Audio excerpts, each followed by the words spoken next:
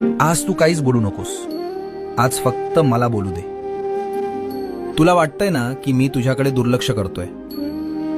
तू हाका मारतोयस आणि मी डोळे मिटून बसलोय. तू म्हणतोस ना, स्वामी मी तुमचं काय वाकडं केलं, माझ्याच नशिबात हे का.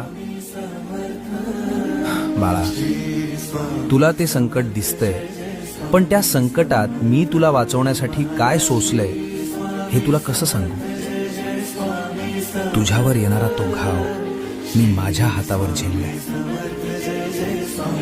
तुझा माझ्यावरचा राग सुद्धा मला गोड वाटतो रे, कारण त्या रागाच्या मागे तुझं माझ्यावरचं प्रेम दडलंय.